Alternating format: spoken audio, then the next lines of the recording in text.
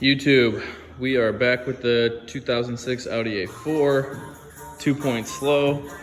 Today we're going to be changing the PCV valve and everything. How you'd want to test this, I thought I had a bad valve cover. I very well might still have one, but I had an Audi guy come out and tell me it's actually the PCV valve. We've got too much pressure going up in that motor. What gave it away for him is he told me to start the car.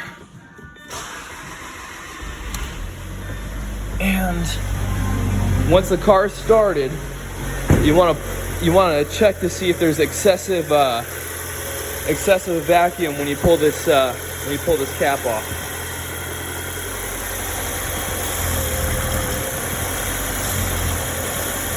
Yeah, that's pretty hard to pull on and off. And then there's that vacuum leak there. So we're gonna swap that out today. All right, so you're gonna wanna first thing you wanna do is you wanna take the PCV hose off. How you do that is you wanna pinch these and give it a nice firm tug back. Be careful, this hose is pretty brittle. This one doesn't have any cracks, I already inspected it, but I'm probably gonna replace it, in the near time future anyway. So if you're doing this job, you might wanna consider ordering this part as well. Okay, so there's 4 Torx. 1, 2, there's one down there, 3 and 4, and then the PCV should come out.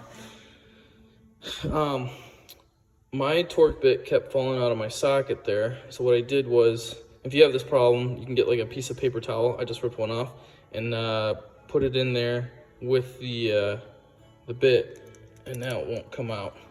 So yeah, if you're worried about losing your tools, just grab a piece of paper towel, and just stuff it down in there, and it's gonna be secure. All right, so to get this clamp off, you need to push on these sides, these edges here, to lift up on this center piece, and then it's just like it on the bottom. So you gotta get a screwdriver underneath there and pry up on that bottom piece so that this whole hose will slide off the PCV valve.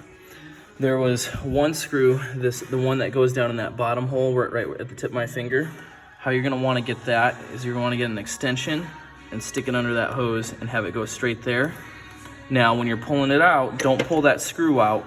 I left the screw sitting in that hole there, and I balanced it out as I pulled it out like that. So I'm gonna put the new one in that same way so that I can have access to that screw without dropping it in that mess there. All right, so when you're installing that new gasket, you want to look for these nubs, all right? So the side that those nubs are on, that's going to go in towards the motor, all right?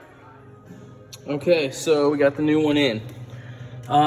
Slid it in sideways, got that bottom screw in there, held that in, stuck the extension in underneath this, what is this?